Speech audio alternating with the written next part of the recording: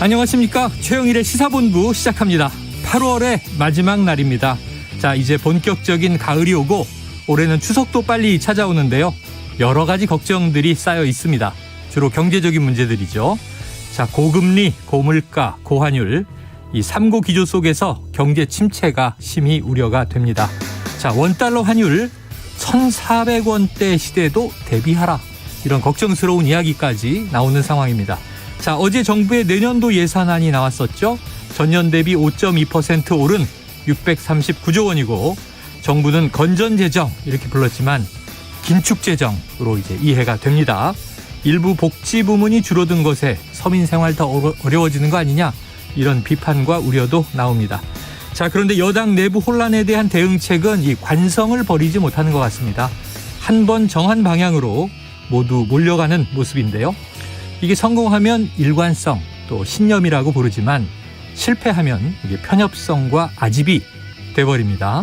자, 앞마당에 들어온 태풍 이렇게까지 불은 거친 세계적인 변화의 바람이 불어올 때 자, 필요한 것은 이 목표와 현실을 생각하는 실용주의 아닌가 싶습니다.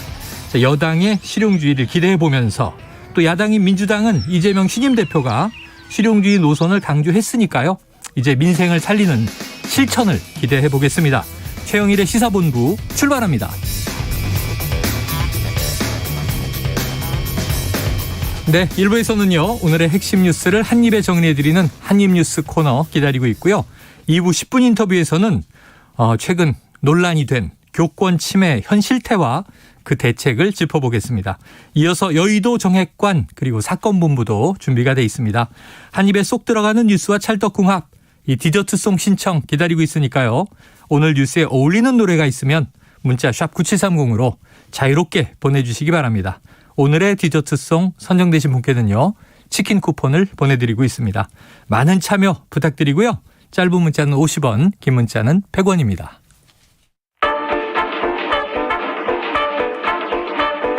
최영일의 시사본부 한입뉴스. 네, 8월 마지막 날 마지막 한입뉴스. 자, 박정호 오마이뉴스 기자, 오창석 시사평론가 함께 하겠습니다. 어서 오세요. 안녕하십니까. 자, 오늘 속보가 나왔어요. 사실 어제 예고는 됐습니다. 론스타가 우리 정부를 상대로 제기한 국제분쟁 소송 지난 밤사이에 결과가 나온다 했는데 아침에 깼는데 이게 속보가 없더라고요. 네. 그리고 왜 밤에 이거 안 나왔지? 결정이 그랬는데 조금 늦게 오전에 터져 나왔습니다. 자, 우리 정부가 론스타에 3천억 원 가까이 2,800여억 원 배상 책임이 있다. 이게 10년 만에 난 ISDS 판정이다. 이렇게 이제 속보가 떴는데 네. 자, 이게 저는 기억이 생생한데요. 네. 론스타가 2003년에 우리나라 외환은행을 이제 매입을 했죠. 그렇습니다. 매각이 되는데 그래서 ISDS는 또 뭔가 등등 이 소송은 어떤 것인가 좀 박 기자님이 10년의 역사를 쭉 정리해 주시죠. 네. 그러니까 벨기에 회사인 론스타, 그러니까 2003년에 외환은행을 1조 3,834억 원에 사들였어요. 네. 그다음에 여러 회사 매각 협상을 벌이다가 2012년 하나금융지주에 3조 9,157억에 팔았습니다. 이것만 들어도 한 2조 6천억 정도 엄청나겠잖아요. 네. 네, 여기다가 그 기간 동안 받았던 배당금까지 합하면은 4조 넘는 돈을 벌었다. 라고 보시면 되겠습니다. 그런데 론스타가 이렇게 팔고 떠났는데 2012년 11월 한국 정부가 외환은행 매각 과정에서 부당하게 개입해서 우리가 한 6조 1천억 원 손해봤다. 이렇게 얘기하면서 네. 투자자 국가분쟁 해결제도 이게 있어요. 네. 그러니까 줄여서 ISDS 이걸 통해서 국제 중재를 제기한 거예요. 그래서 세계은행 국제투자분쟁해결센터 ICSID 여기서 이 사건 중재를 판정해서 오늘 이렇게 결과가 나온 거거든요. 네. 이 오래된 그런 상황 2003년도 시작된 악연이 계속 진행되다가 론스타가 우리가 손해본 거 배상해라라고 나왔지만 오늘 판결 나온 것은 이 론스타가 청구한 손해배상 금액의 4.6% 정도. 그러니까 환율 한 1,350원을 적용하면 배상액이 2,925억이 되고 네. 거기다가 2011년부터 좀 이자 계산하면 그것도 한 1,000억 원 정도 돼서 한 4천억 정도 우리가 물어줘야 되는 판결이 나왔다. 이렇게 보시면 되겠습니다. 자, 2003년 어찌 보면 이제 IMF 막 지나고 2002년 한일 월드컵이 있던 그 시기에 네. 외국계 이제 투기 자본이 우리나라의 은행을 이제 인수했던 거예요. 그리고 나서 이제 또 막대한 수익을 내고 되팔았어요. 론스타 하면 이제 우리나라에서는 당시에 먹튀 이렇게 불렀었는데 자, 당시에 우리 오평론가님. 네. 론스타 문제 지금 20년째 추적하고 계시죠? 처음 시작될 때 몇 살이었습니까? 2003년이니까 제가 고등학교 2학년 때입니다. 아, 그래요. 어우. 제가 2002년도 월드컵이 열렸을 때 고등학교 1학년으로 이제 올라갔거든요. 그때부터 이 평론가를 꿈꾸는 학생이었네요. 본격적으로 이제 고2 2003년 정도면 본격적으로 공부를 안 할 시기죠. 네네. 네, 그랬다가 정신을 차리고 고3부터 공부를 하면은 네. 대학을 망칠 수밖에 없겠죠. 개인사고요. 그건 예. 개인사고. 이 론스타 얘기로 돌아와서 네. 지금 10년 소송을 한 거예요. 2012년에 매각을 하고 론스타 빠져나갔는데 지금 말씀하신 대로 2억여 원의 막대한 수익을 챙겼어요.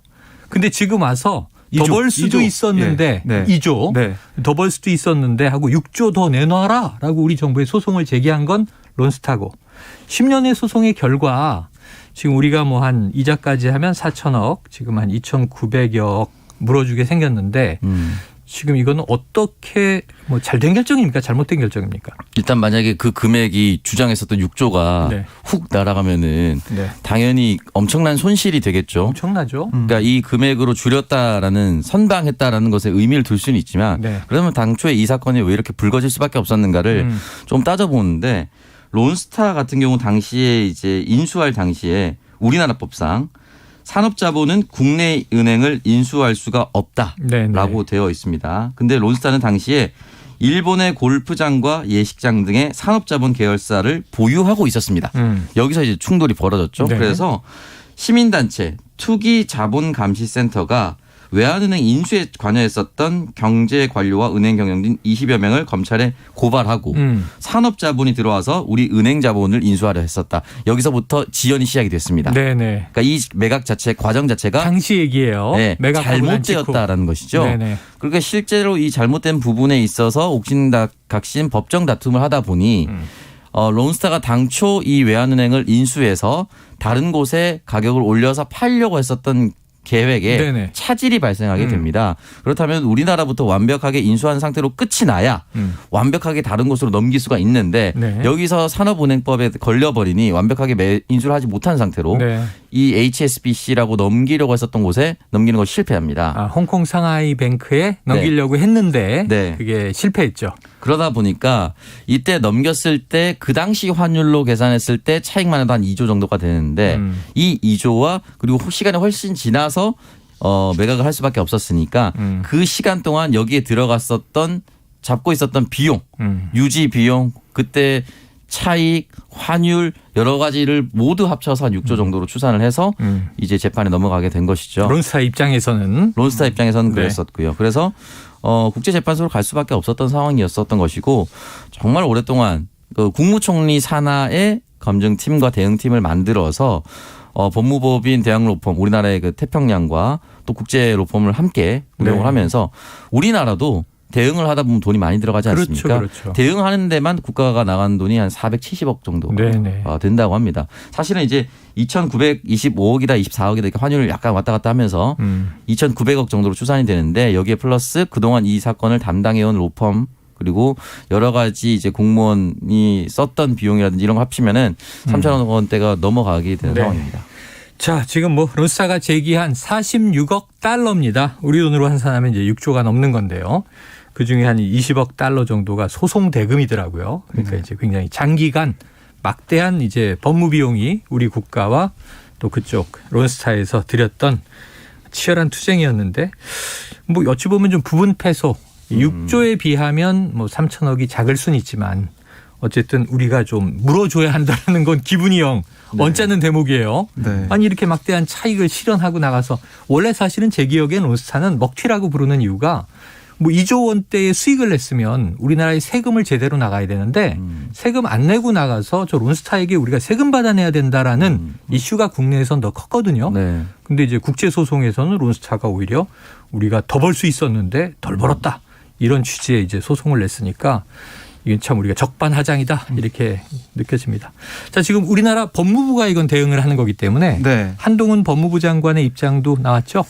네, 그러니까 이 한동훈 장관이 어떤 얘기를 했냐면 일부 인정이 된 부분이 있고 대부분 인정이 안 된 부분이 있어서 준비해온 대로 필요한 절차를 진행하겠다.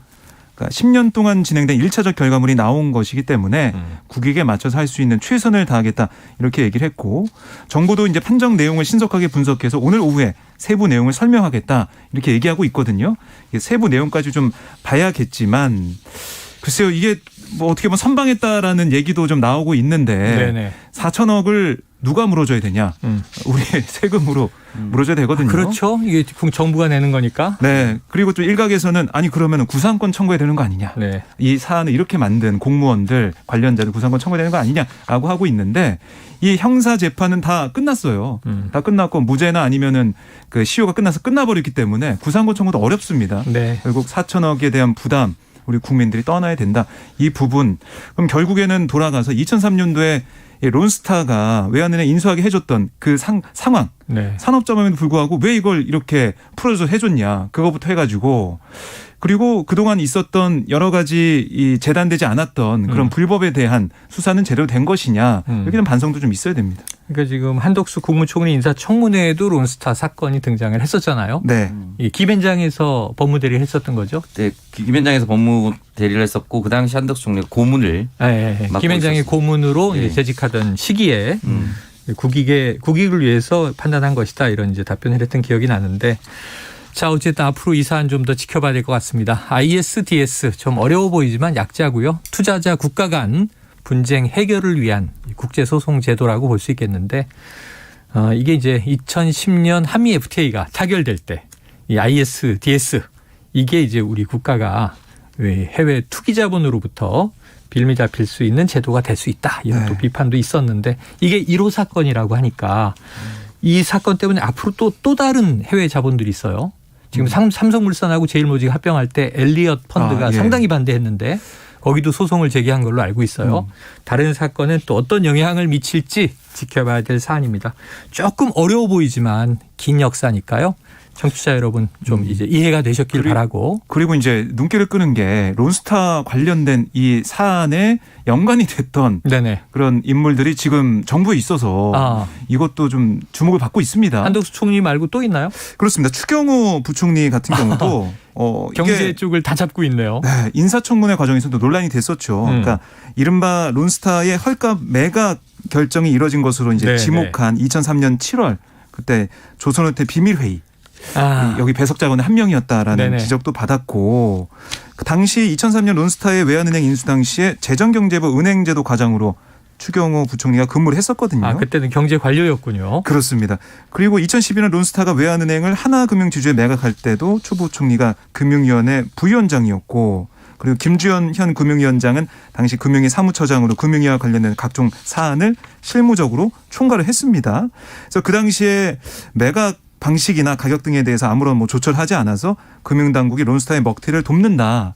이런 비판 여론이 있었는데 이런 논란이 있었던 상황이고 물론 추경호 부총리는 인사청문회 등을 통해서 자신은 최선을 다했다. 국익을 위해서 최선을 다했다. 이렇게 해명을 하기도 했습니다. 네. 자, 이게 어떻게 아까 구상권 얘기도 나오고 시간이 상당히 오래 흘렀는데 당시에 이런 정책적 결정을 내리는데 관여했던 경제 관료들 지금도 그들이 또 이제 더 고위급이 돼 있는 거죠. 네. 정치권, 정부의 역할을 하고 있고 어떤 책임을 져야 합니까? 그때요. 그때 당시에 이 사람들이 책임이 밝혀지면은 책임을 물을 수 있겠는데 대통령은 이 당시에 론스타 헐값 매각 의혹을 수사했었던 대검찰청 중앙수사 1과 부부장 검사였다라고 합니다. 그러면 대통령이 추경호 부총리를 불러서 다시 책임을 묻는 상황으로 가는 건가요? 당시에 또 검찰 수사가 있었으니까. 네. 그때 또 이제 대통령이 검사 시절이었군요. 그리고 이복현 금융감독원장도 이 수사에 투입이 됐었다. 한동훈 장관도 사실 여기서 투입이 돼서 수사를 했었죠. 시간이 참 오래 흘렀지만 또 검사와 경제 관료의 관계가 현 정부에서 다시 만나서 함께 일하는 관계로 바뀌어 있습니다. 됐는데 이 20년 된 사건이 10년의 소송을 거쳐서 이제 판정이 나왔습니다. 자, 지켜보도록 하고요. 다음 이슈로 넘어가 보겠습니다. 지금 사실 이 론스타가 오늘 뭐 주요 속보로 이건 이제 짚고 분석하지 않을 수 없는 사건이 됐는데 지금 어제까지 제일 큰 정치권 이슈 국민의힘 이 비대위 전환의 요건을 정비하는 당원 개정안을 추인했다. 근데 박 기자님, 네. 이 의총에서 그렇게 이제 또 장시간 어제 의총이 안 끝나서 결과를 못 전해드렸잖아요. 그렇습니다. 그런데 이 다음에 남아있는 절차들이 또 있잖아요. 네. 그러니까 어제 이제 의총은 오후에 마무리가 됐는데 네. 이 말씀하신 것처럼 이 당원을 바꾸는 거 그게 이제 통과가 됐어요. 통과가 됐는데 어떻게 통과되는지 봤더니 115명의 의원 중에 66명이 끝까지 자리를 지키고 있었대요. 네네네. 박수로 추인이 됐다고 합니다. 네. 넘어갔고 이제 이렇게 의총 추인이 된 셈이니까 남아있는 것은 상임정국위를 열고 정국위를 열어서 당원을 바꾸겠다라는 걸 통과시키고 그다음에 바꾼 당원에 대한 걸 이제 적용해서 비대위를 꾸려야 되잖아요. 비대위를 선출해야 되잖아요. 새 비대위를. 그렇습니다. 그래서 이렇게 상임정국위 정국위 한 번, 상임정국위 한 번 이렇게 두 번을 해야 돼요. 두 절차를 거쳐야 당원을 바꾸기 위한 상임 전국위 전국위. 예. 당원 바꾸고 나서 그렇습니다. 그 당원을 적용해서 비대위를 새로 꾸리는 네. 이제 상임 전국위 전국위. 정국위. 서병수 의장 안 연다 그랬잖아요. 서병수 위원장 같은 경우에는 처음에 상임위 열 때도 안 연다고 했다가 네. 열었거든요. 최고위에서 이제 의뢰하니까 예. 절차적으로 열었죠. 이번에도 안 연다고 했는데 만약에 그렇게 된다면 비대위 자체를 또 막을 수는 없으니 부위원장한테 넘기겠다 이런 이제 표현을. 아, 본인은 빠지겠다. 예, 근데 사실상 그건 이제 무기인일 수 있는 거잖아요. 네네. 책임을 이제 넘기는 거기 때문에 아마 그 부분에 있어서 한 발을 뺀 것처럼 보이긴 하지만 결국은 완벽히 거스를 수는 없었다라고 볼 수가 있고 지금 이 당원 당규에 대한 의총이 장해찬 청년 이사장이 네. 이 가처분에 대한 각하 판정이 나왔을 때 네. 곧바로 자신의 SNS에 이와 같은 글을 썼습니다. 뭐라고 썼냐면은 비상상황 규정이 명확하지 않기 때문에 비상상황을 전제로 비대위원장을 의결한 것이 절차 위반이다. 그러면 당원 개정은 문제가 없고 비상상황 규정만 당원에 포함시키면 된다. 해당 일에 곧바로 이렇게 글을 썼거든요. 네네. 그러니까 이 글을 보면서 어떤 생각이 들었냐면은 아 이렇게 윤핵관이 움직이겠구나. 근데 지금 며칠 지나서 딱 4일 정도 지났거든요. 네네. 정확하게 이렇게 움직이고 있다. 그러니까 국민들이 바라봤을 때는 지금 장 이사장을 배우로 지목하시는 거예요? 아 배우라기보다는 누가 봐도라도 지금 장해찬 이사장 친윤 이렇게 기사가 나오거든요. 네. 그래서 이 부분에 있어서는 한마음 한뜻으로 그냥 이준석 대표에 대해서 무조건 날리고 가겠다. 네. 이 의지가 명확하게 반영이 됐다라고 볼 수밖에 없는 것이고 국민들을 봤을 때 아 그러면은 당원이 부족해서 이 부분이 각하가 됐구나라고 생각을 하실지 네네. 아니면은 절대 이준석과 함께하지 않겠다는 의지로 받아들이실지는 지켜봐야겠죠. 그래서 이게 참 절차적으로 이제 제가 아까 오프닝에 잠깐 말씀드린 게 뭐냐면 아 이게 목표를 정하고 한 방향으로 가는데 브레이크가 걸리지 않는 때가 있어요. 그냥 이 문제가 앞에 턱 생겼는데 그냥 그걸 어떻게든 가려고 막 밀고 나가는 거죠. 그럼 이제 무리수도 동원되고 지켜보는 사람은 왜 저길밖에 없나 이러는데 네. 지금 내부에서도 어제 의총에서 반론들이 많이 나왔다는 거잖아요. 그렇습니다. 결국은 이제 중론으로 모여졌지만 지금 안철수 의원 입장이 조금 묘하게 바뀐 것 같아요. 네. 그러니까 안철수 의원이 뭐 그저께부터인가요? 계속해서 SNS나 이런 걸 통해 가지고 네. 아니 지금 법원 결정이 비대위 존재 부정인데 다시 또 비대위를 만들기 위해서 새롭게 법을 그러니까 당원 당규 고친다는 거 어떻게 보면 소급 위법 아니냐 네, 이렇게 네. 지적을 하고 있고요. 결국에는 최고위로 다시 돌아가야 된다 이렇게 얘기를 하고 있습니다. 네네. 그렇지 않으면은 계속 이제 법원의 판단을 받게 되면 법원이 아시겠지만 서울 남부지법에 이 가처분 판결하는 그 재판부가 하나밖에 없어요. 그 지난번에 그 판결을 내렸던 판사가 또 이번에 또 판결합니다. 네. 가처분 신청이 들어오면. 그래서 결국엔 똑같은 상황이 될 텐데 그거를 알고 있으면서도 이렇게 나가는 거는 무모하다. 왜 법원과 맞서려고 하느냐 이런 얘기를 하고 있습니다. 그러니까 어제 의총 결론이 아까 말씀하신 대로 이제 한 뭐 약 절반 넘게 참석을 했는데 박수로 추인이 됐다. 네. 안철수 의원 얘기는 이게 비밀 투표였다면 결과를 몰랐을 것이다. 네. 결과가 달라질 수도 있었을 거다 이런. 왜냐하면은 그 자리에 있는 의원도 있겠지만 네. 115명 중에 그리고 오전에 원래 87명인가 참석을 했었어요. 네네네. 그러니까 20몇 명이 떠난 거잖아요. 그 사람들은 강하게 좀 반대하는 의견도 있었다고 하니까 예. 그런 인원까지 생각을 하게 된다면 또 거기 남아있던 사람들의 의중도 강하게 얘기하는 사람도 있었겠지만은 그 상황을 보면서 이건 아닌데 하는 생각을 가졌던 의원들이 많았다는 게 안철수 의원의 생각입니다. 네, 지금 뭐 권성동 원내대표부터 교체해야 한다 이런 얘기도 있었지만 일단은 권 원내대표의 의지대로 자, 이 수습 후 거취 네. 이렇게 진행이 될 것 같으니 지켜봐야 되는데 그럼 지금 주호영 비대위원장은 가처분 결정에 의해서 이 직무집행이 정지돼 있는 전 비대위원장이 돼버렸잖아요. 근데 한 일은 제 기억엔 2개 정도 있어요. 하나는 이제 비대위원들을 임명했고 네. 그리고 하나는 이제 그 수해 시장 갔다가 네. 비 좀 내렸으면 좋겠다는 얘기를 듣는 위치에 있었죠. 듣고 원래 장난기가 많았다라는 원래 발언을 장난기가 남겼죠. 많았다. 그 발언까지 문매를 받았습니다. 그 외에 지금 한 일이 없이 네. 열흘 천하로 끝났는데 네. 새 비대위가 되면 위원장부터 뽑을 텐데 네. 또 주호영 비대위원장입니까? 그렇게 되기는 그건 정말 국민을 기만하려고 하는 그래요? 것처럼 보이기 때문에 네. 다른 사람을 선임을 하려고 하지 않을까라는 생각이 듭니다. 시간이 벌써 론스타 때문에 많이 갔네요. 이 점심시간 교통 상황을 먼저 좀 듣고 와서 이야기를 이어가도록 하겠습니다. 교통정보센터의 임초희 리포터 나와주세요. 네, 이 시각 교통정보입니다. 점심시간으로 접어든 만큼 전국의 고속도로 그리고 서울 시내는 극심한 정체로 불편한 곳은 없습니다. 먼저 서울 시내 청담대교 북단에서 남단 쪽 3차로에는 고장난 차가 있어서 주의가 필요하고요. 분당 수서로 청담대교 방향 탄천일교에서도 2차로를 막고 고장난 차가 멈춰 있어서 복정부터 계속 밀리고 있습니다. 올림픽대로 잠실 쪽 방화대교와 가양대교 사이 4차로에서는 작업을 하고 있어서 부근 밀리고요. 더 가서는 성수대교 와 청담대교 사이에만 차가 많습니다. 노들로는 한강대교 쪽으로 여의교 부근 2차로에서 시설물 보수공사 중입니다. 부근에서만 막히고요. 수도권 제2순환고속도로 판교에서 일산 쪽 하기분기점에서는 차선 긋는 작업 중이라 청계 요금소부터 작업 여파 받고 있습니다. 이후에는 장수부터 송내, 김포 요금소부터 자유로 사이 제속도 못 내고요.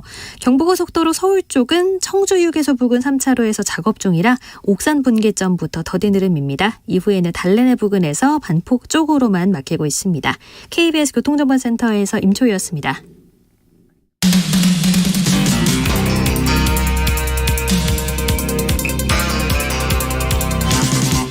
최영일의 시사본부. 네, 국민의힘 얘기하고 있었는데요. 일단은 새 비대위로 추진하는 쪽으로 가닥을 잡았으니까 지켜봐야 될 대목이고 이준석 대표는 이게 결국 의와 불의의 싸움으로 가고 있다. 낭만 섞인 결말의 가능성은 없어 보인다. 이런 취지의 얘기를 남겼습니다. 자, 민주당으로 가보겠습니다. 지금 이제 신임 당대표 이재명 대표가 이제 행보를 시작한 가운데 어제는 윤석열 대통령과의 통화가 화제가 됐고요. 지금 인선도 계속하면서 네. 이제 매일매일 뭔가 일이 이뤄지고 있죠? 그렇습니다.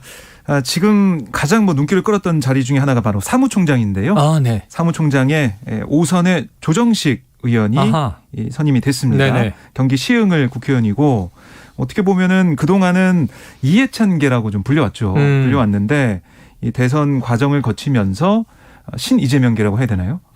친이재명계로 좀 탈바꿈한 그런 네. 느낌이 드는 인물이에요. 최측근 정성호 의원도 많이 하마평에 오르던데. 네. 고사했나요? 정성호 의원은 고사를 했습니다. 내가 하는 것보다 더 이제 적임자가 있을 거다. 네. 이런 얘기를 했는데요.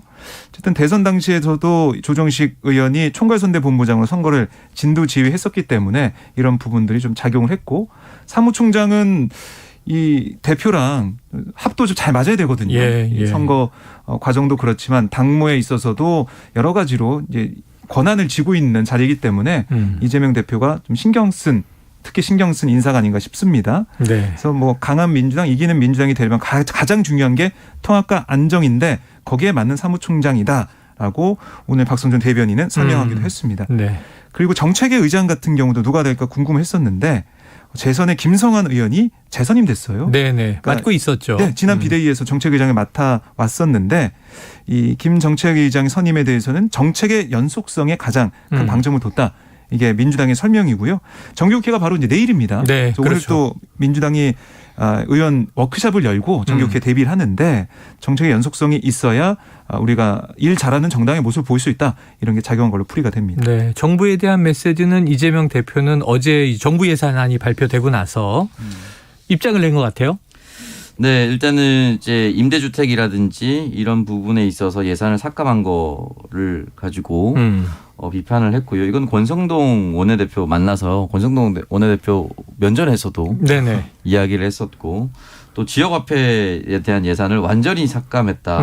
이거에 대해서 너무 놀랍다라고 얘기를 들었다는 얘기도 또 권성동 원내대표 면전에서 하니까 네. 권성동 원내대표가 이야기를 이제 끊으려는 듯이 네. 하하하하라고 이제 그러니까 이제 이야기 끊을 때 이제 웃는 좀 당황스러웠던 네네네네. 거겠죠 아마. 네. 그렇게 이제 이야기를 끊었다는 얘기 들었는데 그 부분에 대해서는 뭐 충분히 임대주택이라든지 서민의 주거 안정을 위해서 말할 수 있는 부분이라고 생각이 들고요. 저는 조정식 사무총장 내정이 두 가지 정도로 예. 보입니다. 일단 가장 가까운 사람을 썼다라는 것은 이번에 최고위원 포함해서 본인 스스로가 아주 높은 득표율로 당대표가 당선이 됐습니다. 가까운 사람을 쓰면서 완벽하게 이재명 체제를 구축하겠다라는 것이 네. 첫 번째고요. 두 번째는 사무총장이 재무를 많이 담당합니다. 그렇죠. 살림꾼이니까. 살림꾼이고 당의 살림꾼인데. 이 사무총장은 총선을 담당하는 사무총장입니다. 그러다 보면은 이게 어떤 모델이 하나 있냐면요. 민주당에서 사무총장이 명칭이 총무본부장으로 잠깐 바뀐 적이 있습니다. 네네. 2016년입니다. 네. 문재인 당대표 시절에. 당시 최재성 총무본부장이었는데 인재 영입을 도우면서 자신은 불출마 선언을 했습니다. 왜냐하면 내가 내 공천을 확보해두고 공천에 개입하는 건 말이 되지 않기 때문에 나부터 불출마를 얘기하고 공천 쇄신을 하겠다라는 사인이었거든요. 네네. 조정식 의원이 이전에 3선 때 사무총장을 이미 했습니다. 지금 5선에 다시 사무총장 돌아왔거든요. 네네. 이 사인이 과연 최재성 총무본부장의 롤모델이 될 수 있을 것인가. 그러니까 이 5선 이후에 6선을 자신의 공천을 담보하고 공천을 나아갈 것인지 네네. 여기서 나는 뒤로 물러나면서 이재명 대표에게 길을 열어주는 역할을 할 건지 다양한 해석이 가능합니다. 네. 5선. 자, 뭐 국회의장급 사무총장이에요. 그렇습니다. 네. 그리고 이제 네. 권성동 원내대표와 이재명 대표 만난 얘기가 나오니까 조금만 예. 덧붙이자면 네네. 좀 눈길을 끌었던 부분이 두 사람의 어떻게 보면 인연 이거예요. 그 두 사람이 이제 동문입니다. 중앙대 동문이고 또 고시반에서 함께 공부도 했다 그러고 권성동 원내대표의 부인이 이 대표의 미팅을 주선했다. 이런 얘기도 오늘 그럼 대학 시절에 알려졌는데. 서로 다 아는 사이였겠구만요. 그럼요. 아하, 예, 이런. 동문이고 하니까 친했던 뭐 친분이 있던 그런 네네네. 사이였는데 그래서 뭐 이 대표가 권 원내대표 부인에게 안부를 전하기도 한 그런 네. 모습도 볼 수가 있었습니다. 참 분위기가 묘합니다. 대학 때는 그렇게 친구였고 뭐 소개팅도 주선하고 했는데 지금은 막 수사받고 여야 간 이제 갈등이 있고 아유 좀 화기애애하게 가시길 바라보고요. 자, 이 윤석열 대통령 지금 사저에서 계속 출퇴근하고 있는데 그 한남동이 관전은 언제 입주하나 언제 완공되나 이게 좀 답이 나왔나요? 지금 뭐 가구 같은 집기류까지 다 이제 들어가 있는 상황이에요. 아하. 그래서 원래 일부 보도는 뭐 오늘부터 한남동에서 출퇴근한다 네네. 이런 얘기도 있었는데 아니다 내일부터다 이런 얘기도 네. 나오고 있는데 8월 말이냐 9월 초냐? 근데 이게 재밌는 게 이렇게 보도가 되면 그날 또 못 가잖아요. 경호상의 또 이유나 이런 게 나올 수가 있기 때문에. 보도 되면 가면 안 되나요? 근데 결국 뭐 중요한 것은 9월 초 네. 먼저 조만간 입주를 한다. 이렇게 보시면 되겠습니다. 네, 페인트 냄새가 빠지면 네. 그거 건강에 해로울 수 있으니까. 네. 그래서 여러 가지 상황을 보고 늦어도 추석 연휴 전후에는 들어간다. 네, 임박했다 이렇게 네. 볼 수 있겠네요. 그렇습니다. 자, 그런데 지금 이게 국회 운영위에서도 계속 이제 얘기가 오가고 여야 간 공방 보도되는 게 김건희 여사가 지난번 나토 해외 순방을 할 때 착용했던 장신구가 지금 여야 간 또 갈등의 불씨가 되는 것 같아요. 이게 오평론 의원님 어떤 얘기입니까? 일단은 세 점입니다. 세 점. 500만 원 이하는 재산 신고를 안 해도 되는데요. 네네. 초과하면 이제 재산 신고 등록을 해야 됩니다. 네네. 그러니까 뭐 귀금속류라든가. 예. 근데 지금 해당 세 점이 팔찌, 귀걸이, 이제 브로치거든요. 네. 가장 싼 팔찌가 1,500만 원, 에이. 브로치 2,600만 원, 목걸이 6,000만 원 추정입니다. 추정. 네, 추정인데 해당 제품이 진품이 맞다면 이 가격이 맞아요. 브랜드가 있는 예, 디자인이에요. 네. 그렇기 때문에 이 부분은 재산 신고했어야 되는 것이 아니냐라는 질문은 당연히 할 수밖에 없는 질문이고요. 네. 근데 이 질문에 대해서 한 점은 이제 이 해당 가격에 해당되지 않는다. 그러니까 500만 원 밑으로 떨어졌다. 그래서 소상공인으로부터 구입했다. 라고 답변이 있었고 두 점은 지인에게 빌린 것이다. 네. 라고 했는데 그렇다면 그 지인은 누구인가? 라는 질문. 아무런 대가 없이 대통령의 여사가 빌릴 수 있는 것이냐? 그러게요. 이 질문이 더불어민주당 전용기 의원으로부터 나왔고 또 여권에서는 이거 운영이고 작년 얘기하는 자리에서 갑자기 올해 여사 얘기를 하면 어떡하냐 네네. 하면서 국민의힘 조은희 의원이 갑자기 그러면 김정숙 여사 액세서리 다 지금 제출 요구한다. 이렇게 맞불 작성이 나왔거든요. 네.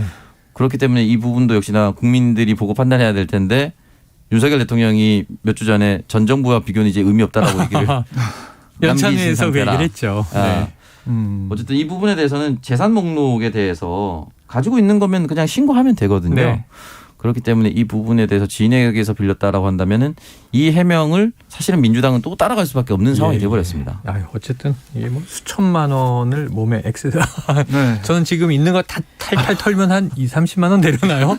옷까지와 뭐 시계 등등 해서 신발. 네.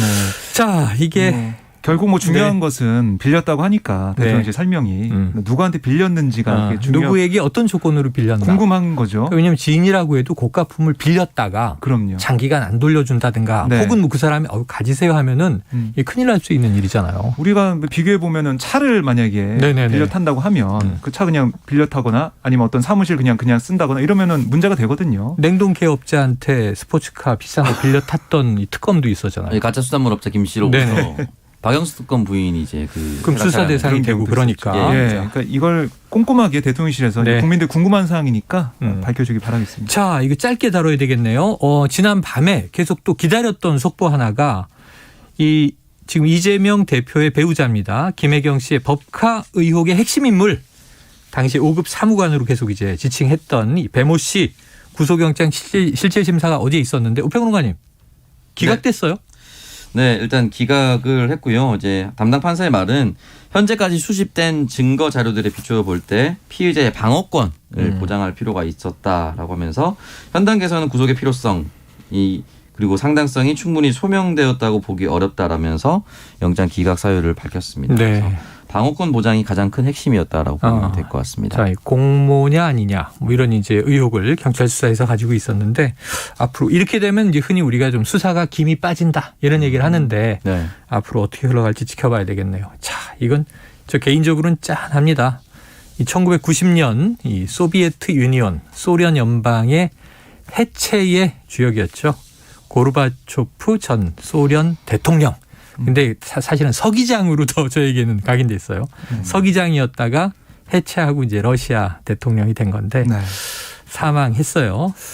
이 페레스트로이카. 이 단어 정말 많이 들었었는데. 페레스트로이카, 글라스노스트, 글라스노스트. 개혁과 개방. 네. 근데 그때 되게 청년이 저에게 와닿았던 것은 인간의 얼굴을 한 사회주의. 소련이 굉장히 무서운 곳이었잖아요. 철회장 막 모스크바. 근데 사회주의도 인간의 얼굴을 해야 한다. 그럼 되게 휴머니즘을 강조하다가 어쨌든 제국은 몰락을 했지요. 네. 그래요. 뭐 명복을 빕니다.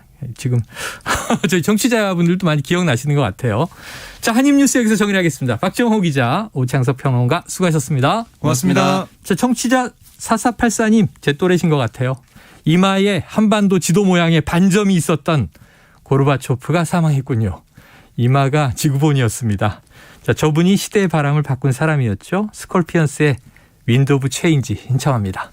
자, 치킨 쿠폰 보내드리고요. 노래 듣고 입으로 넘어가겠습니다. 자, 그런데 지금 이 고르바초프 이 문자들 굉장히 많이 보내주시는 걸 보니까 역시 저희는 같은 세대신 것 같아요.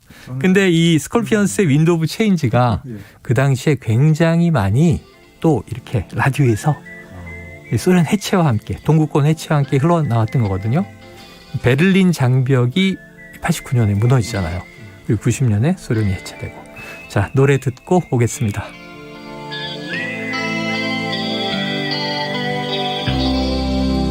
Follow the Moskva down to Gonky Park, listening to the wind of change. An August summer night, soldiers passing by, listening to the wind of change.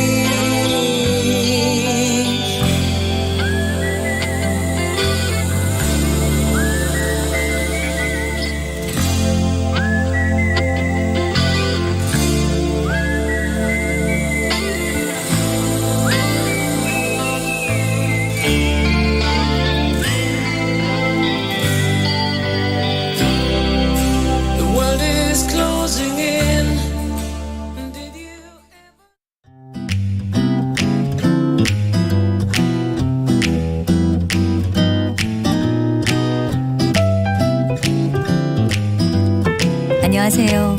바른말 고운말입니다.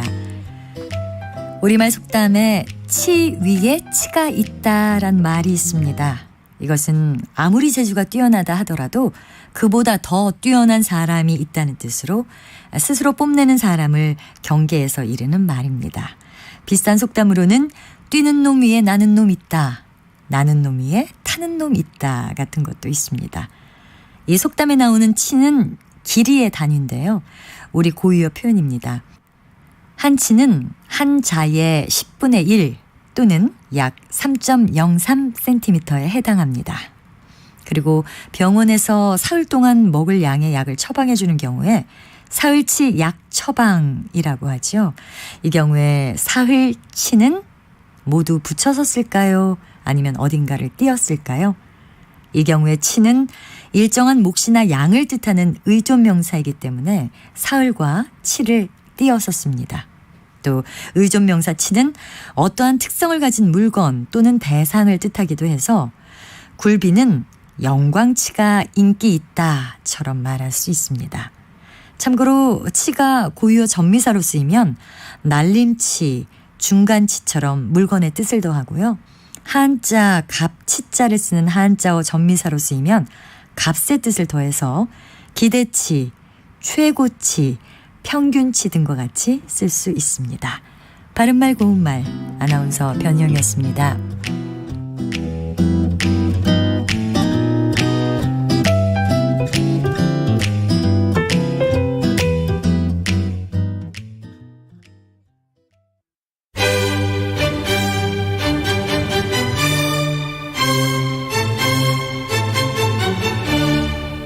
여유로운 저녁 시간, 고품격 시사토론과 함께하세요.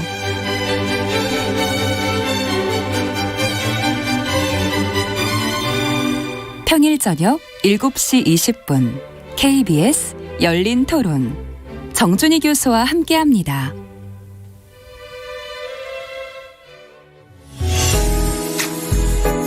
역사, 예조판서 그다음에 좌천성을 지낸 유근이라는 분, 이분이 경제, 달러가 좀 전 세계적으로 좀 귀해졌습니다. 음악까지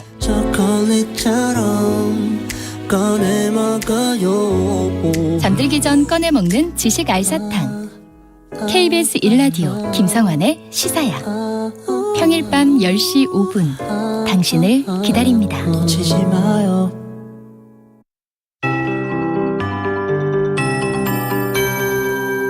KBS 58분 날씨. 8월의 마지막 날인 오늘도 곳곳에 비가 내리고 있습니다. 비구름이 동쪽으로 이동을 하면서 지금은 강원 영동과 경상 남북도를 중심으로 비가 오고 있고요. 그 밖의 지역은 흐린 가운데 빗방울이 떨어지고 있습니다. 앞으로 강원 영동과 경상도 해안에는 5에서 40mm, 일부 충청 내륙과 전라도 내륙, 경상 내륙에는 5mm 안팎의 비가 더 오다가 오후에서 밤 사이에는 모두 그치겠습니다. 다만 대기가 불안정한 서울과 경기 북부, 강원 북부 내륙에는 오후 한때 약한 소나기가 내리는 곳이 있겠습니다. 비가 일찍 그친 지역을 중심으로 어제보다 낮 기온이 1도에서 7도 정도 높아지겠습니다. 서울과 광주가 27도, 대전, 부산 26도, 대구 25도, 강릉 23도 등이 예상됩니다. 한편 제11호 태풍 흰남노는 현재 일본 오키나와 부근 해상에 위치해 있습니다. 주 후반쯤 우리나라 쪽으로 방향을 틀 것으로 예상되지만 아직 진로의 유동성이 큰 상태고요. 태풍의 앞쪽에서 유입되는 수증기의 영향으로 내일 밤에 제주도부터 비가 내리기 시작해 모레 금요일에는 전남과 경남, 경북 동해안에도 비가 오겠고요. 그 밖에 전국은 내일과 모레 가끔 구름만 많이 끼겠습니다. 현재 서울의 기온은 23.2도, 습도는 76%입니다. 송소진입니다.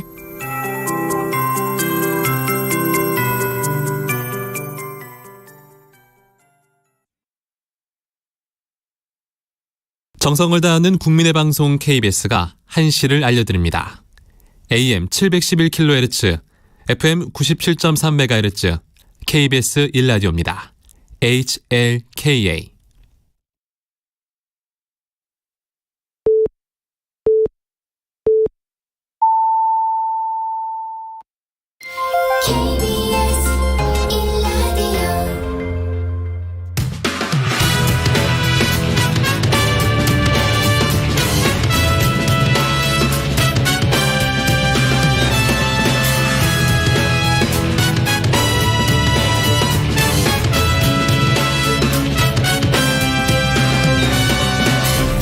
KBS 1라디오 최영일의 시사본부.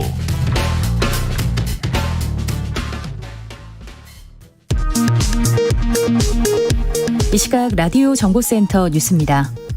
오늘 0시 기준 코로나19 위중증 환자는 8일째 500명대로 집계됐고 사망자는 75명 발생했습니다. 최근 유행하는 BA.5 변이에 보다 효과적인 개량 백신은 올해 4분기 중 도입됩니다. 외국계 사모펀드 론스타가 한국 정부를 상대로 제기한 투자 분쟁 사건에서 우리 정부가 론스타에 2억 1,650만 달러를 배상하라는 국제 투자 분쟁 해결센터의 판정이 나왔습니다. 더불어민주당 이재명 신임 대표가 오늘 권성동 국민의힘 비대위원장 직무대행을 인사차 예방했습니다. 이 대표는 정부 예산안을 두고 서민의 눈물을 닦아주는 게 정치라고 말했고 권 대행은 재정 철학이 다르기 때문에 일어난 일이라고 말했습니다. 어제 국민의힘 의원총회에서 새 비대위 출범을 위한 당헌 개정이 추인된 가운데 국민의힘 이준석 전 대표는 SNS를 통해 의와 불의의 싸움이 되어간다고 밝혔습니다. 지금까지 라디오 정보센터 조진주였습니다.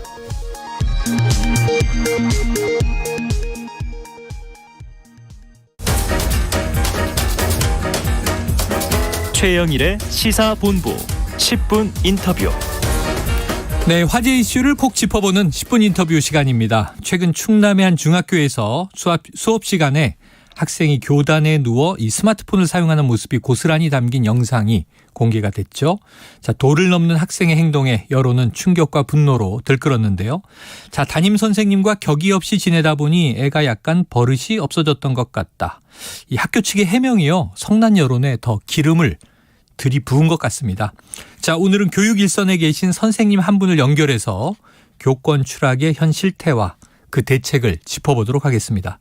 사교육 걱정 없는 세상에 김태훈 정책부위원장 전화로 연결하겠습니다. 자, 부위원장님 나와 계시죠?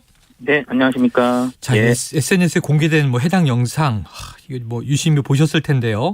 직접 보시니 어떤 좀 느낌이셨습니까? 그 영상을 보신 많은 분들도 다 그러셨겠지만은 이제 저 역시 이제 학교 현장에 꼭 필요한 질서, 그런 수준이 좀 무너진 모습이 아닌가, 그런 생각이 좀 들었거든요. 네. 그래서 사건 이후에 이제 학생은 여교사를 찬양한 것이 아니다, 또 학교 측에서도 친밀해서 그런 거다, 이런 반응이 있었는데, 네.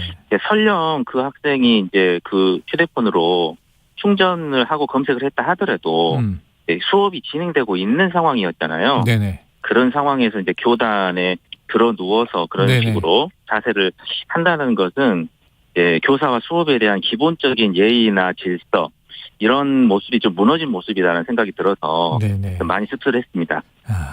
이거 해명으로 설명이 안 된다는 생각이 듭니다. 저희 네네. 초중고 시절을 생각해 보면 이런 행동은 어떤 일이 벌어졌을까 좀 섬찟한데요. 그렇죠. 상상도 못했죠. 예, 그때.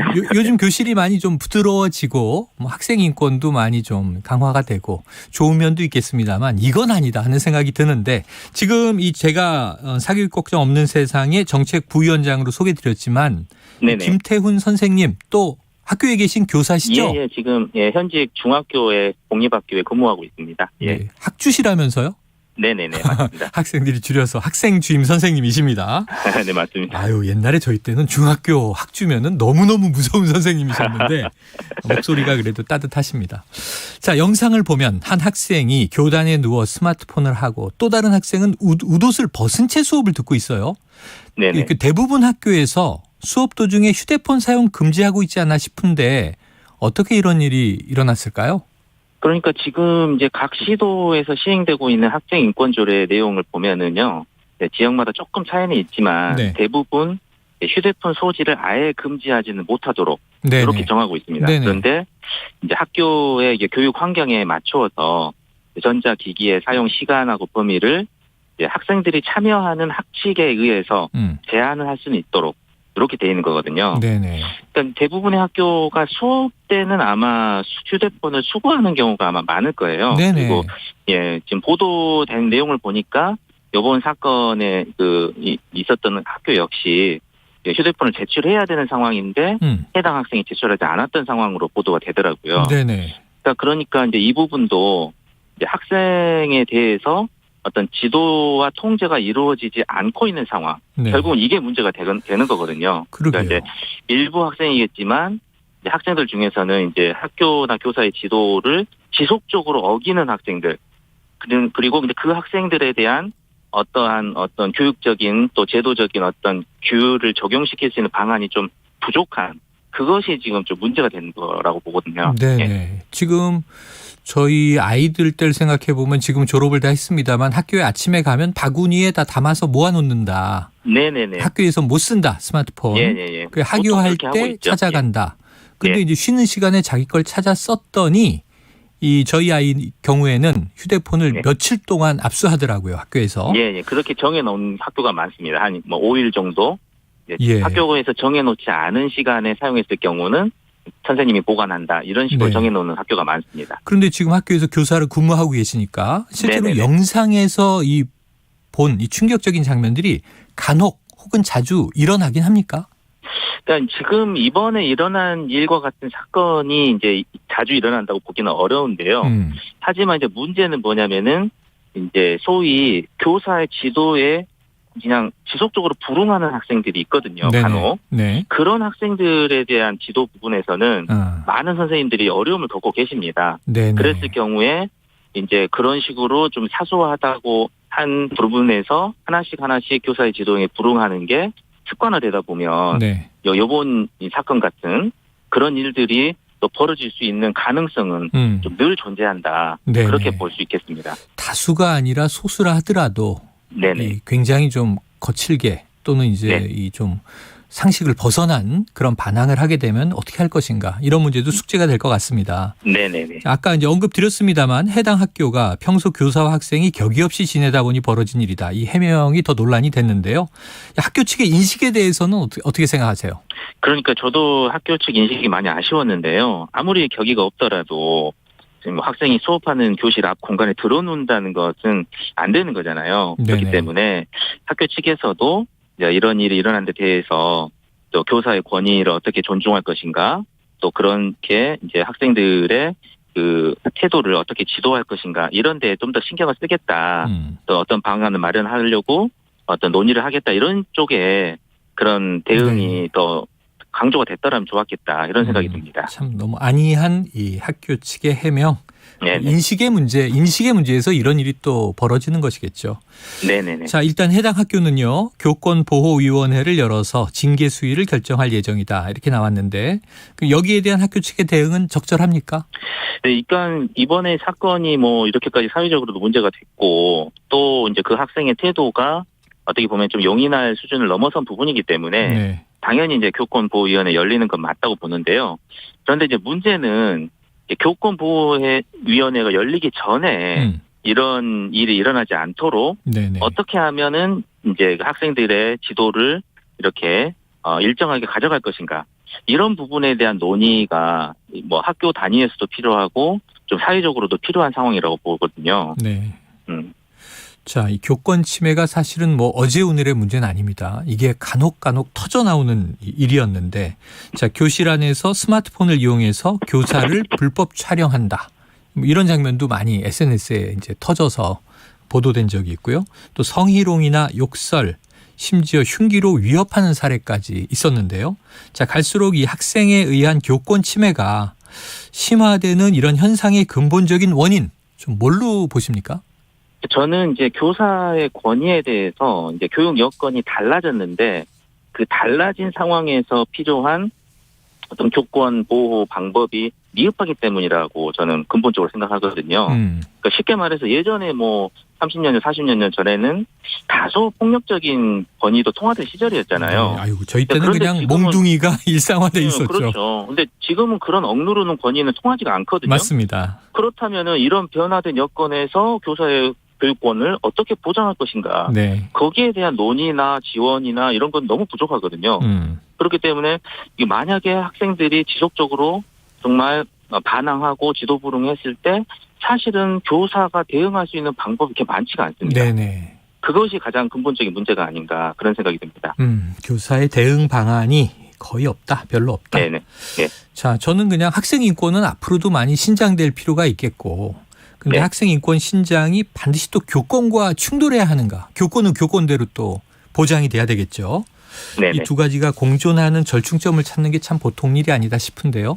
자, 일부 소수의 학생들 때문에 발생하는 이런 교권 침해, 이게 또 나머지 학생들의 학습권 침해로도 이어지는 거잖아요. 네네네. 공부하고 싶은 학생들은 또 이런 상황 때문에 학습권 침해를 받을 것 같다는 생각이 듭니다. 네. 이번 영상에서 선생님이 학생을 제지하지 않고 그냥 수업을 진행하는 모습을 보게 됐는데 이건 또 어떻게 봐야 됩니까?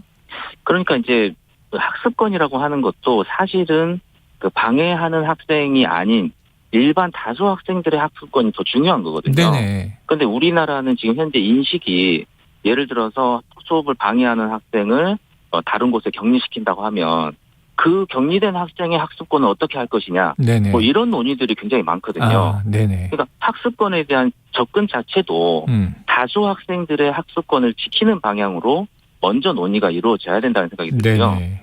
예, 그랬을 때 이제 그런 수업을 방해하는 행동을 하는 학생에 대해서 적극적이고 또 강력하게 좀 조치가 이루어진다든지 이런 것들이 그래야 가능하지 않을까 네. 그런 생각이 듭니다.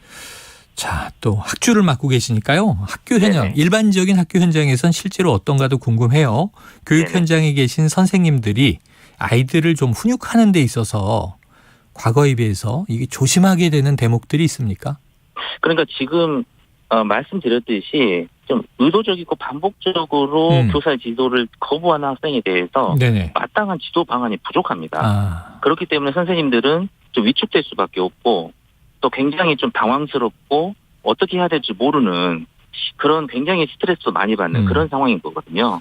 그럼 바로 그 그래서- 지점에서요. 네네. 교육 현장에서 좀 선생님들을 보호하고 지금 이 교권을 좀 지키기 위한 제도들 어떻게 해야 된다고 생각하세요?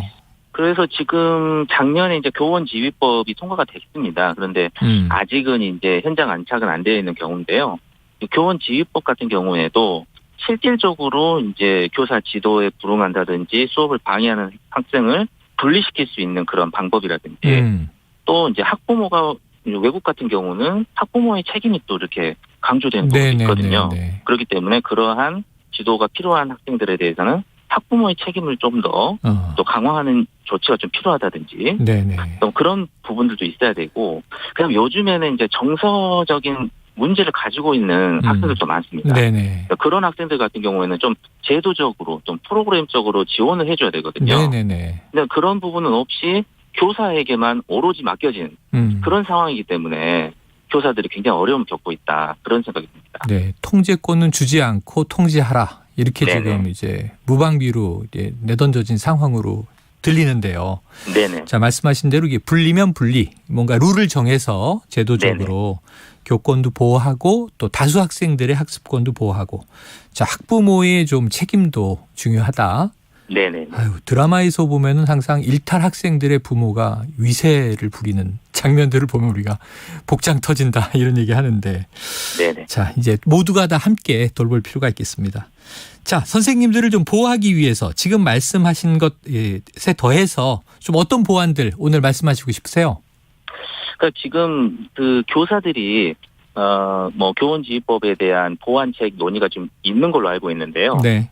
교원지휘법은 사실은 좀 큰 사건이 일어나고 나서의 어떤 처벌에 좀 중점이 좀 되어 있는 것 같아요. 네. 그렇기 때문에 어떤 일상적인 교사의 권위가 지켜지지 않는 경우에 대해서 네. 교사들이 쉽게 좀 문제를 제기하고 지원을 받고 보호를 받을 수 있는 그런 방법이 좀 보완될 필요가 있다는 생각이 들거든요. 네. 그래서 이제 이 교원지휘법 보완에 대한 논의가 좀 이렇게 구체적이고 실질적으로 교권을 지킬 수 있는 방향으로 논의가 네. 좀 됐으면 좋겠다 그런 생각이 듭니다. 예, 교원지휘법의 보완이 필요하다.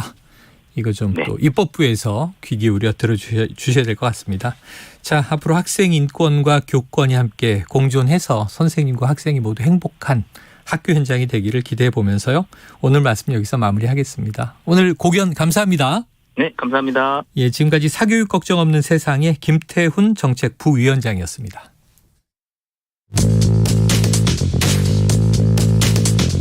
최영일의 시사본부는 여러분과 함께합니다. 짧은 문자 50원, 긴 문자 100원이 드는 샵 9730. 라디오 어플 콩과 유튜브는 무료로 참여하실 수 있습니다.